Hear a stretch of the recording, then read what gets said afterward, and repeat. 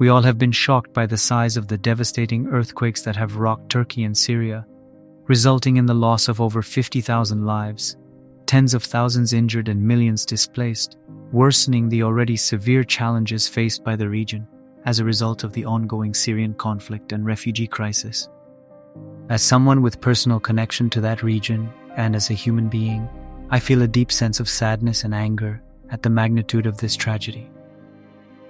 I have already been struggling with profound questions about the existence of God, and now, in the wake of this disaster, the weight of these questions is getting heavier, and I'm not alone in this.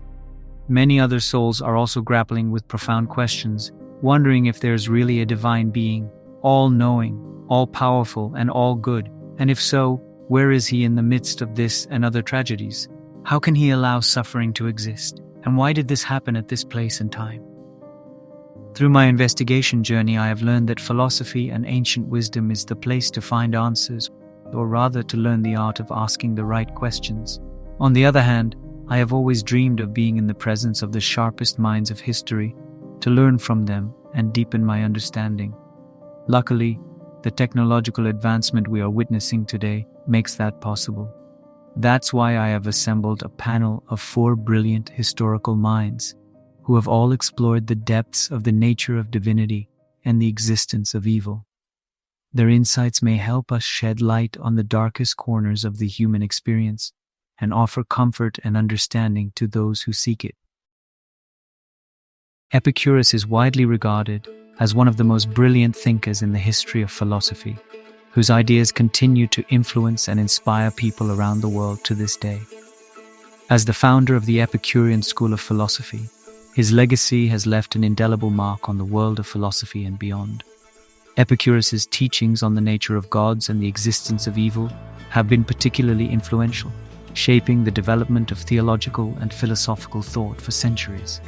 His emphasis on the importance of living a simple, fulfilling life has inspired many to adopt a minimalist lifestyle, seeking greater meaning and purpose in their existence. With his extensive writings and profound insights into the human experience, Epicurus remains a valuable voice in our ongoing quest for understanding and enlightenment. Avicenna, also known as Ibn Sina, was a renowned philosopher and physician in the Islamic Golden Age. His contributions to philosophy, medicine, and science have had a lasting impact on the world and continue to be studied and debated today. His encyclopedic works, such as the Canon of Medicine and the Book of Healing, revolutionized the fields of medicine and philosophy, and his ideas on metaphysics, ethics, and logic are still studied and discussed by scholars worldwide. His works influenced later philosophers such as Thomas Aquinas and René Descartes. Avicenna's ideas on the connection between the mind and the body, and the importance of understanding the whole person, have influenced contemporary approaches to psychology and psychiatry. Gottfried Wilhelm Leibniz is a brilliant German philosopher and polymath who left a lasting impact on fields as diverse as mathematics, philosophy, and computer science. His concept of the binary system served as the basis for modern computing, while his work on metaphysics and epistemology has influenced philosophical thought for centuries. Leibniz's investigations on divine justice, particularly in his book Theodicy, make him a significant contributor to the problem of evil. As a polymath and a champion of reason and optimism, Leibniz's legacy endures as an important figure in the history of ideas. And finally, this panel would not be complete if the Scottish philosopher David Hume is not part of it.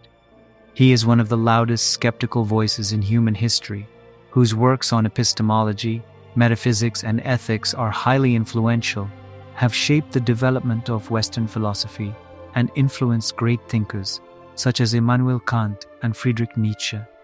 His philosophy emphasizes the importance of empirical evidence and observation in understanding the world, including moral and religious beliefs.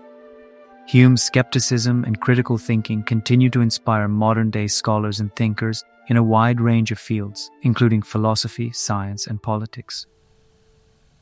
Let's get right into it. Epicurus, as we contemplate this disaster, I cannot help but ask, is there really a God who knew about it and didn't or couldn't avoid it? I would like to express my deep sympathy for all those affected by this tragedy.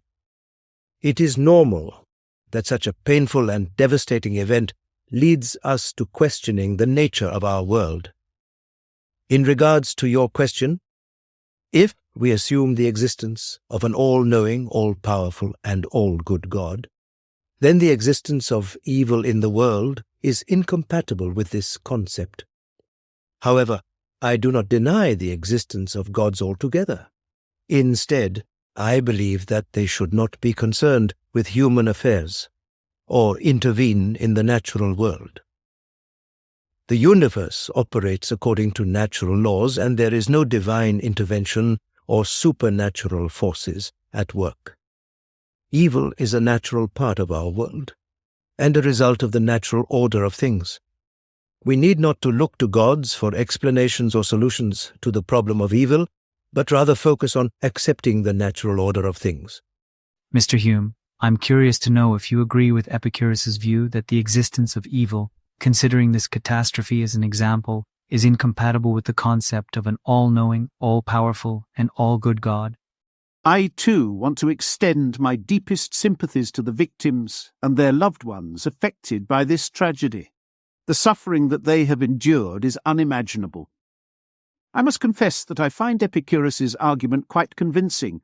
If we accept an all-knowing, all-powerful, and all-good God, the existence of evil poses a serious challenge to this concept beyond just recent catastrophes. Consider the countless other examples of evil and suffering that we witness every day. But I would like to take this argument even further. It seems to me that even if we were to assume the existence of a God who is merely powerful and knowledgeable, but not all good, we would still be faced with the same problem. For if this God is not all good, then he must at least be indifferent to the suffering of his creatures, which is equally troubling. Furthermore, if we were to assume that the existence of evil is necessary for some greater good, as theologians claim, then we would have to accept that this God is not all-powerful, for he cannot create a world that is good without the presence of evil. To illustrate the point further, consider this analogy. Imagine you are shown a house by its architect, and upon inspection you find that it is poorly designed, with only one inhabitable room and several non-functional ones. The house is either too hot or too cold, lacks proper security measures, and is generally deficient in many respects. In such a case, we would not attribute intelligence or skill to the architect, but rather criticize them for the design flaws. Similarly, our world is like that house, and it is not the product of an all-knowing and all-powerful creator. The imperfections and limitations in the universe are a reflection of the unskillfulness and inadequacies of the supposed creator.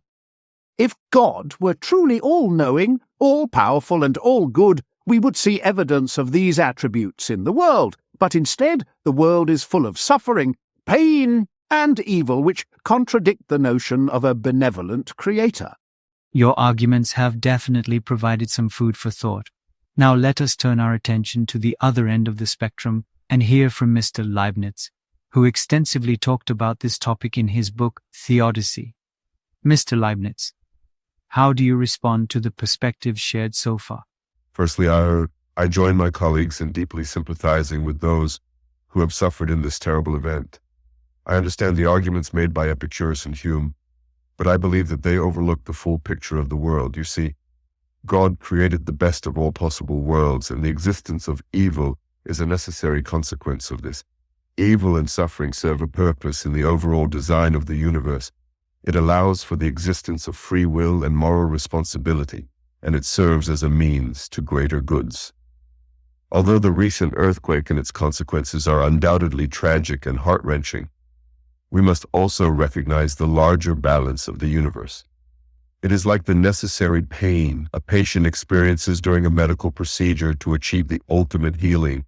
While we cannot overlook the individual suffering caused by such events, we must also consider the larger picture and the greater good that can arise from even the most painful experiences. Hence, we cannot assume that we know the limits of what the all-knowing and all-powerful God can and cannot do. It is possible that God has a purpose beyond our understanding for allowing evil to exist. In any case, we must have faith in the wisdom and goodness of God, and trust that everything happens for a reason. This is not to say that we should not strive to alleviate the suffering caused by evil, but rather that we should recognize that it is part of the greater plan of the world. So you mentioned God created the best of all possible worlds, and the existence of evil is a necessary consequence of this. So my question is, why is this world, this version of all possible worlds, not just perfect? Why did God create it with evil in it as a necessary consequence? My dear, it is important to understand that the concept of perfection is not what God had in mind when creating the world. In fact, the idea of perfection is a human construct that we have come up with, limited to our understanding and perception of things. God created the best possible world, not the perfect one. He created one that maximizes the good while minimizing the evil. This world is like a beautiful painting, in which the artist uses light and shadow to create depth and beauty. That's really a good analogy. Mr. Leibniz, you also said that the existence of evil serves as a means to greater goods. Could you elaborate on that? Sure. The presence of evil, such as the recent earthquakes, allows for the possibility of greater good. In this case, you see people coming together to help those in need, displaying great acts of courage and compassion. Without the possibility of evil, such acts of goodness would not be possible. Therefore, we must trust that God's plan is for the greater good, even if we do not understand it fully. I have to admit that your words offer a comforting perspective on the role of God in the face of this tragedy. Now let's turn to Abu Ali ibn Sina. I am eager to hear your thoughts on the matter at hand. Assalamu alaikum. I echo the sentiments of my colleagues in offering prayers and condolences for the victims, and pray Allah may bestow His mercy upon them.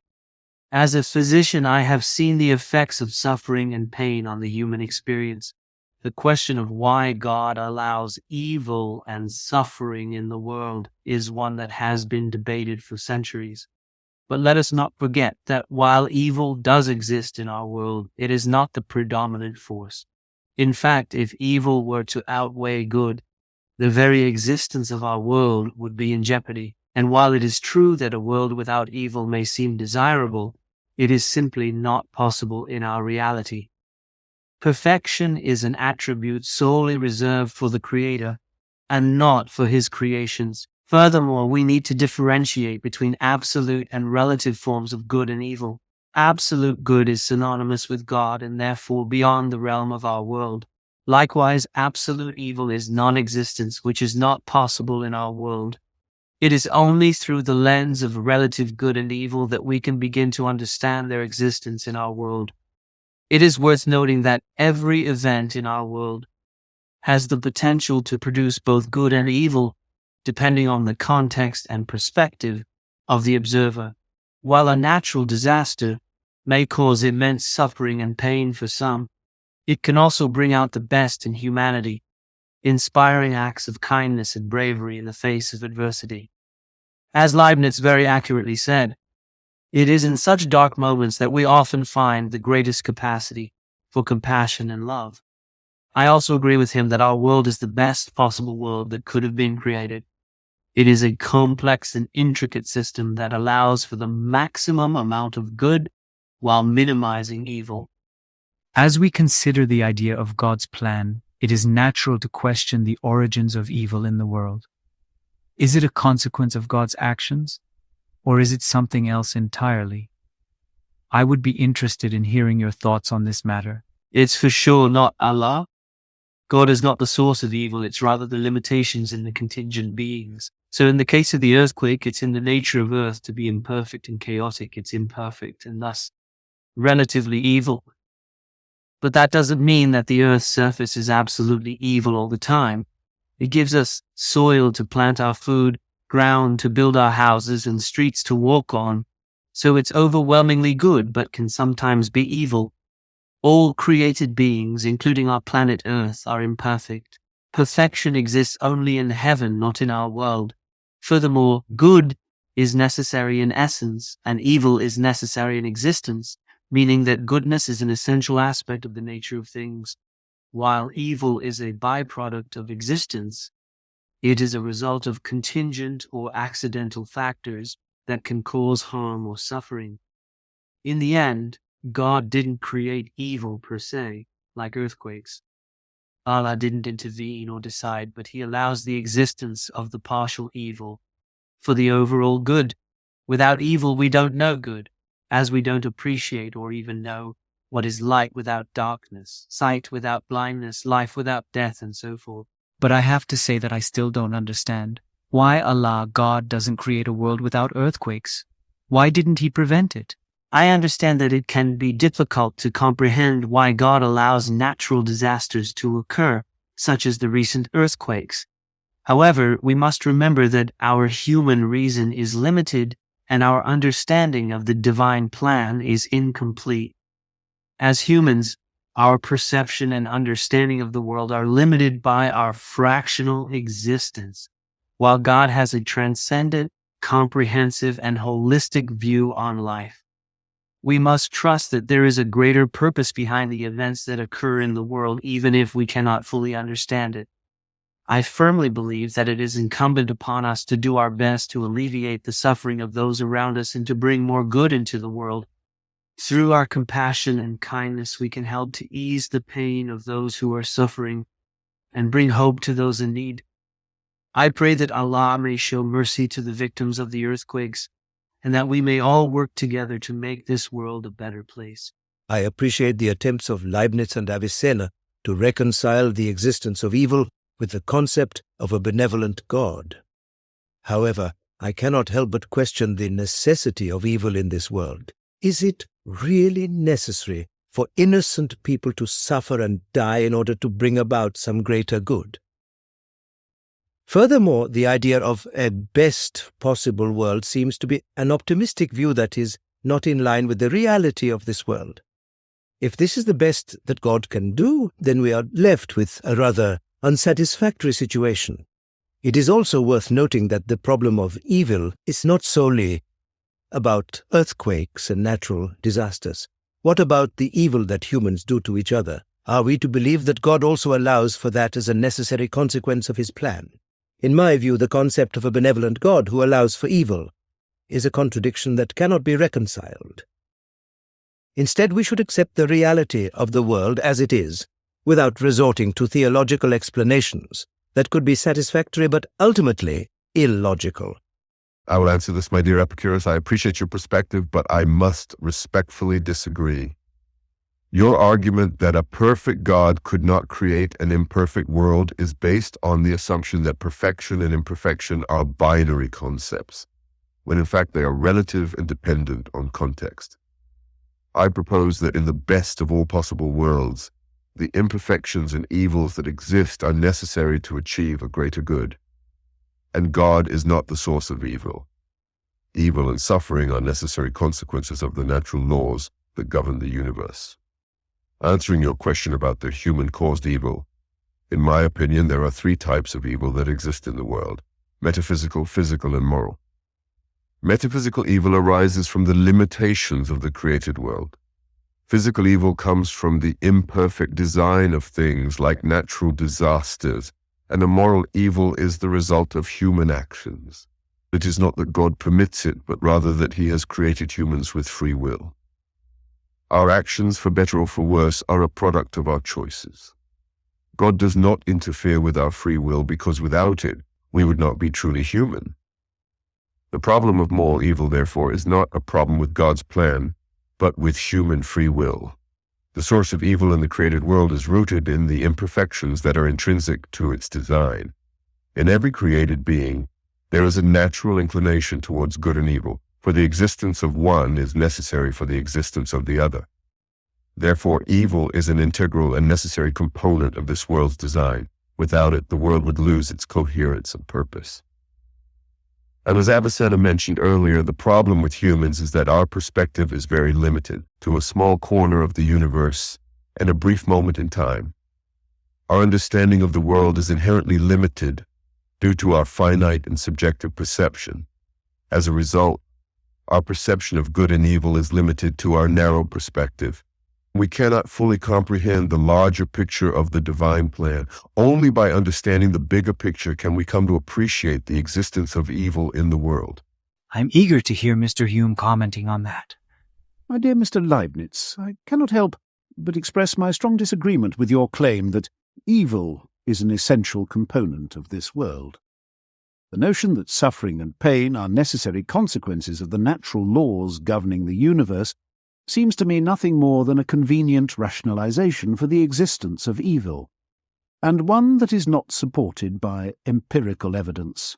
The imperfection of the created world cannot be the source of evil, as this would require an underlying assumption that the world was created by a perfect being. And here I would question the validity of this assumption and argue that there is no logical reason to accept it as true. And while it is true that our perspective as human beings is limited, this does not mean that we cannot reason about the existence of evil or question the divine plan. I do not deny the existence of God, but I must reject the idea that God is all good, all-powerful and all-knowing. The presence of evil in the world is strong evidence that such a God does not exist, and the claim that we live in the best of all possible worlds, with evil being a necessary part of that world, strikes me as a deeply troubling and morally bankrupt idea. And what would Epicurus add to what Mr. Hume just said? I surely agree with Mr. Hume. If we believe in an all-powerful and all-good God, but also recognize the existence of evil in the world, we are faced with a dilemma. Either God created evil, which would contradict his all-good nature, or he did not create it, which would suggest that he is not the only creator. Furthermore, if God is all-powerful, why doesn't he prevent evil? Either he lacks the knowledge or power to do so, which would mean he is not truly all-powerful. Therefore, the traditional notion of God is incompatible with the existence of evil in the world, and we cannot ascribe benevolence to him if he does not prevent such tragedies. I appreciate our conversation so far, and I understand the importance of exploring the source of evil. However, I respectfully suggest shifting focus to the practical implications of evil and how we can address the suffering that it causes. Evil does not require an explanation in terms of some underlying source or cause at the first place. Instead, we should consider its effects on the human experience and the steps that we can take to alleviate suffering and promote well-being. For me, the existence of evil in the world is simply a fact that we must deal with. Hence, it's more important to address the practical implications of this fact rather than to engage in abstract theological debates about the nature of God and the universe. Well, I feel I need to respond to this. I understand the importance of accepting and practically dealing with suffering. However, this is always easier said than done, particularly for those who have a sort of belief or even doubt in the existence of a divine being. I believe that the practical considerations alone do not suffice. We also need to contemplate the bigger picture. You, Mr. Hume, along with other great thinkers, have tremendously influenced human thought during the Age of Enlightenment and beyond, which has brought about huge positive advancement to the world. However, humanity has since focused on practicalities, technological advancements, and wealth creation, often neglecting deeper questions of ethics, meaning, and purpose. Today, our world has become an increasingly automated system that treats people like machines, leaving little room for individuality, creativity, and higher pursuits. Therefore, I think it is beneficial to revisit these larger ideas and reflect on how to balance practicality with a greater sense of purpose and meaning. Anyways, this has been a very enlightening discussion on the question of the source of evil and how it relates to the recent disaster. I would like to end this conversation asking each of the guests for their final thoughts to share their words of wisdom. I would see the recent catastrophe as a reminder of the impermanence and fragility of human existence, and a call to focus on living in the present moment rather than worrying about the future or searching for divine intervention. While the existence of evil is undeniable, it is important to remember that we have the power to control our own reactions to it and to strive for a more content and peaceful existence. In light of this tragedy, we must acknowledge the existence of evil and suffering as a natural part of the world. We should strive to alleviate that suffering and not rely on theological justifications for its existence. And finally, let us find comfort and support in our relationships with each other.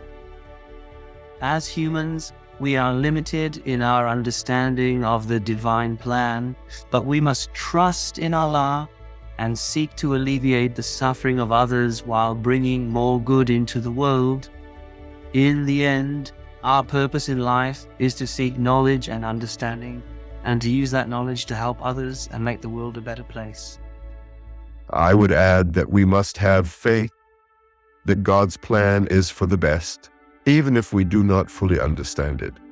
And in the face of such a tragedy, we must come together and display acts of courage and compassion, which are truly the greatest expressions of the human spirit.